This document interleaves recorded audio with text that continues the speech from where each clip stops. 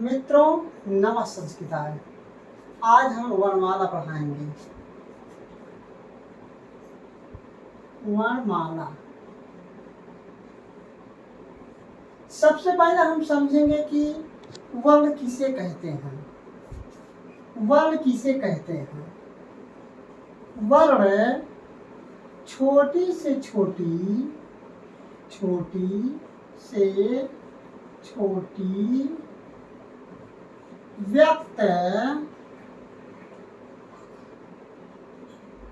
व्यक्त ध्वनि खंड को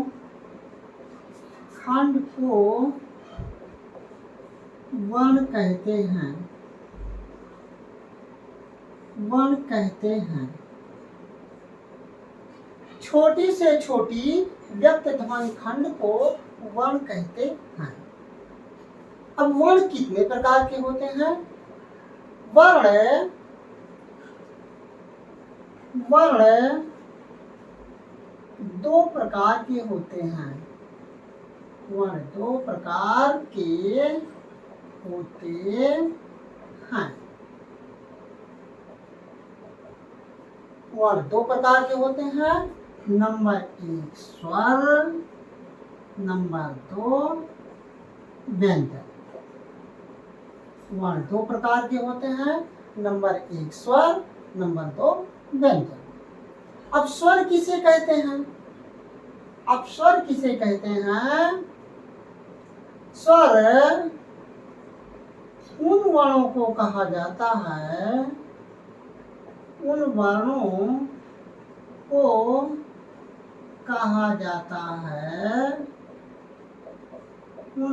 को कहा जाता है जिनका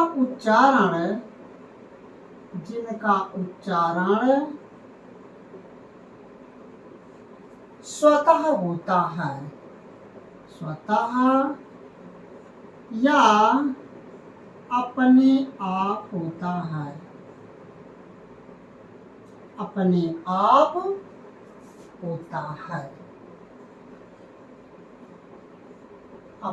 आप होता है।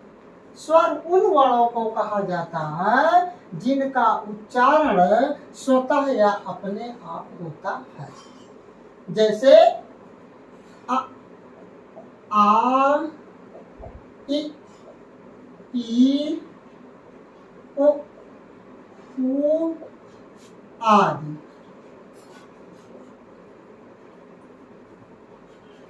स्वर कितने होते हैं? स्वरों की संख्या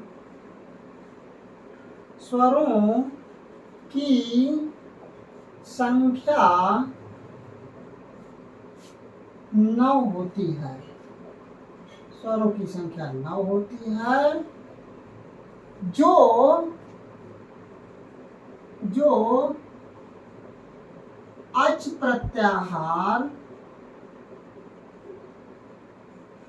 जो अच प्रत्याहार के अंतर्गत आते हैं। जो अच प्रत्याहार के अंतर्गत आते हैं। स्वरों की संख्या 9 होती है जो अच प्रत्याहार के अंतर्गत आते हैं। अच प्रत्याहार। अब मिश्रित स्वर कितने होते हैं? मिश्रित स्वर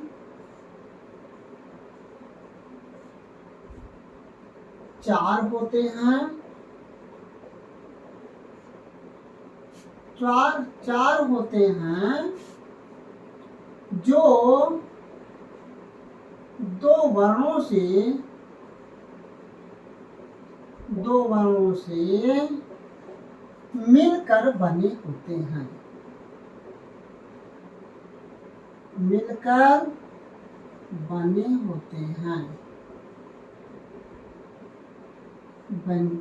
बने होते हैं। जैसे ए, ऐ, ओ, औ। मिश्रित स्वर को संयुक्त स्वर भी कहा जाता है।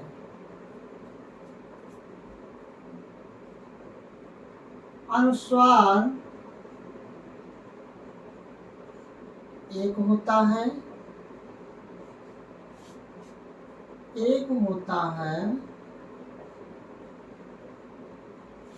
जिसके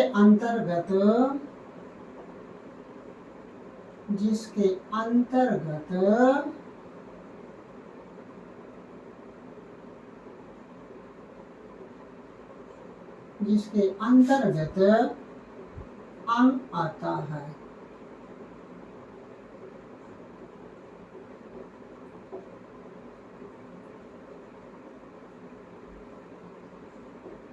विसर्ग भी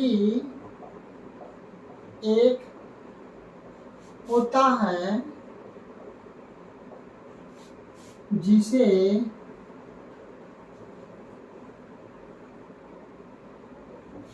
आह कहा जाता है। आह कहा जाता है।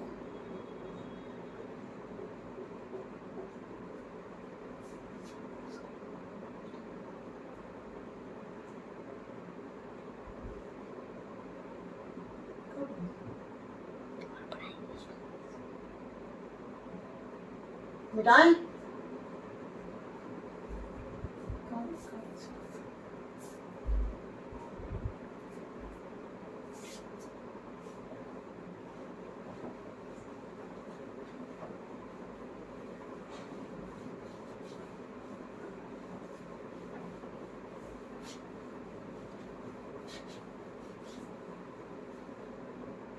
अब देखिए व्यंजन। व्यंजन किसे कहते हैं? अब लिखेंगे व्यंजन। व्यंजन उन वर्णों को कहा जाता है, व्यंजन उन वर्णों को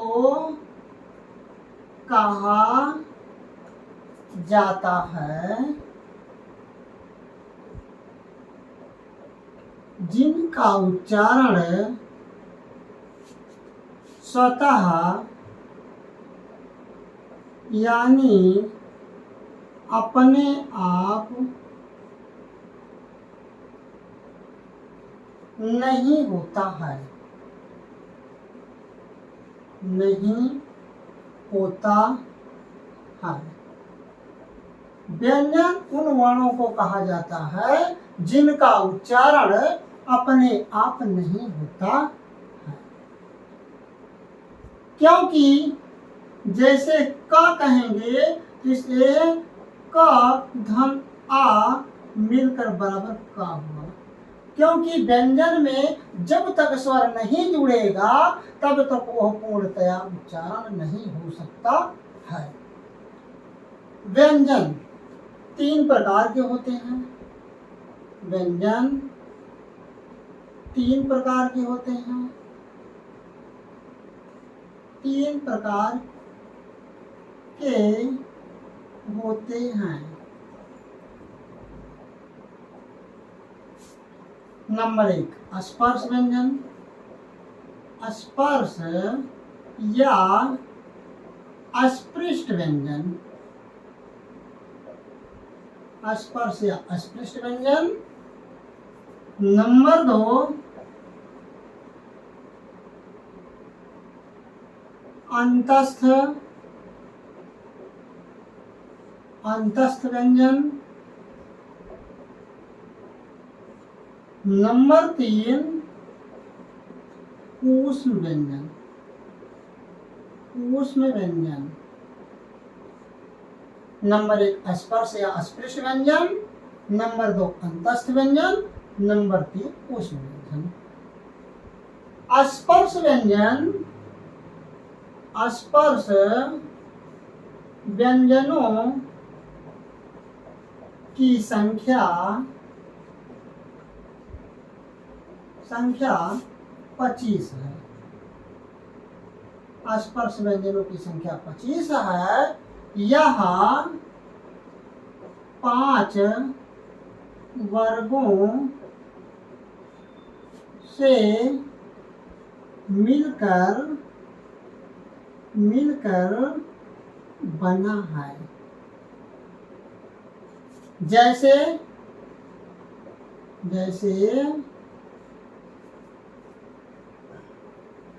का वर्ग, चा वर्ग, ता वर्ग, ता वर्ग, पा वर्ग।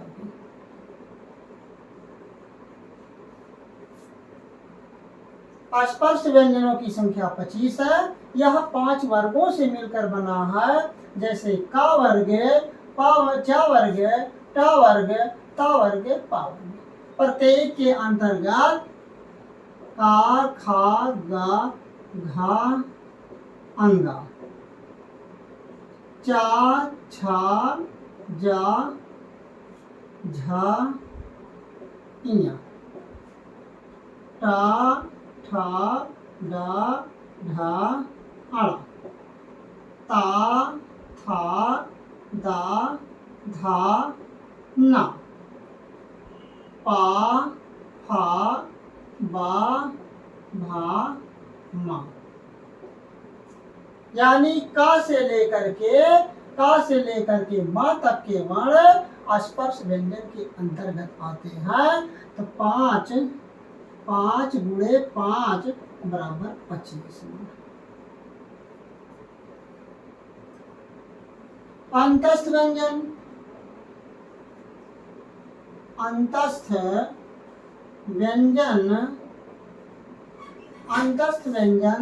4 होते हैं।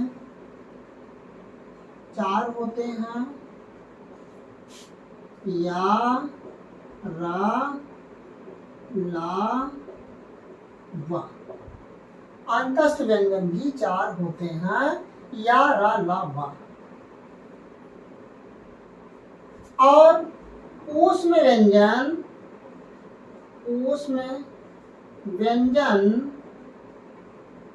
भी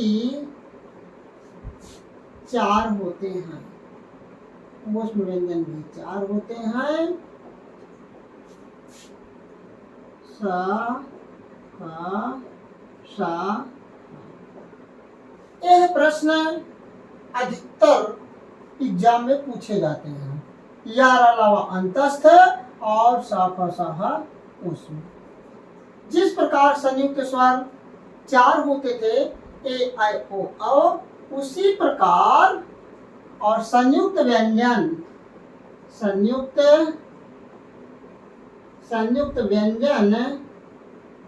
भी संस्कृत में 3 ही प्रकार के होते हैं। कहीं 4 भी मिलते हैं। जैसे छा, त्रा, ज्ञ। अब ये दो व्यंजनों से मिलकर बने हैं। संयुक्त स्वर 2 स्वरों से मिलकर बना होता है और संयुक्त व्यंजन जो है जो 2 व्यंजनों से मिलकर बने हैं। जैसे छा है तो छा है तो का प्लस खा मिलकर बना है।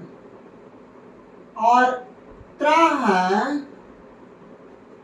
ता प्लस रा से मिलकर बना है। और ज्ञा है तो जा प्लस इया से मिलकर बना है। इसी प्रकार कहीं स्रा भी बोलते हैं, लेकिन ये सरासर संस्कृत में गलत है। संयुक्त व्यंजनों की संख्या 3 होती है। संयुक्त स्वरों की संख्या 4 होती है। स्वर में स्वरों की संख्या 9 होती है और व्यंजनों की संख्या 33 होती है। व्यंजनों की संख्या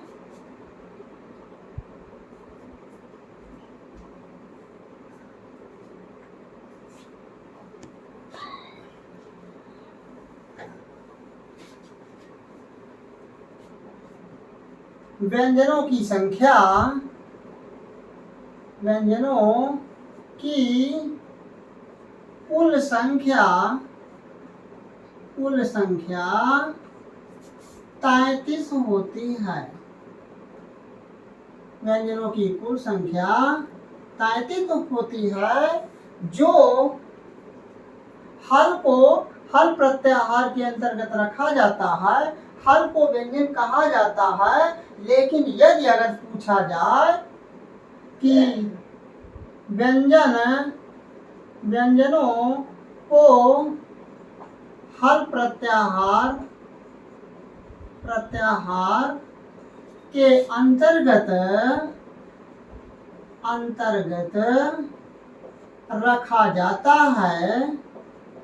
रखा जाता है। यदि व्यंजनों की संख्या पूछी जाए तो 33 होती है, लेकिन व्यंजनों को हल प्रत्याहार के अंतर्गत रखा जाता है। यदि पूछा जाए कि हल प्रत्याहार में कितने वर्ण होते हैं, तो हल प्रत्याहार में 34 वर्ण होते हैं। हल प्रत्याहार के अंतर्गत रखा जाता है। यदि पूछा जाए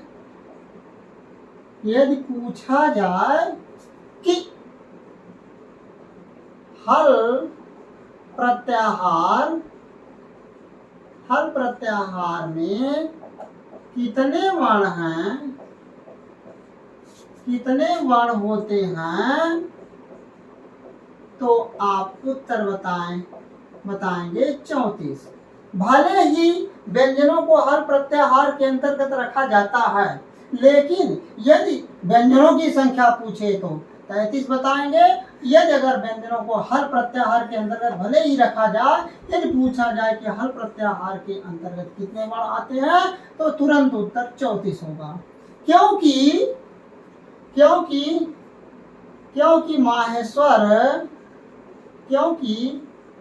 माहेश्वर सूत्र में हा का प्रयोग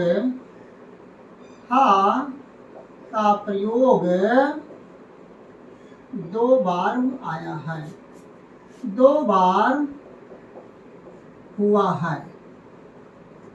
ये प्रश्न भी बहुत इंपॉर्टेंट है, क्योंकि टेट और सुपर टेट में भी ये पूछा जाता है कि हल प्रत्याहार में हा का प्रयोग कितनी बार हुआ है। तो इसलिए बताएंगे कि हल यानी माहेश्वर सूत्र में हा का प्रयोग 2 बार हुआ है।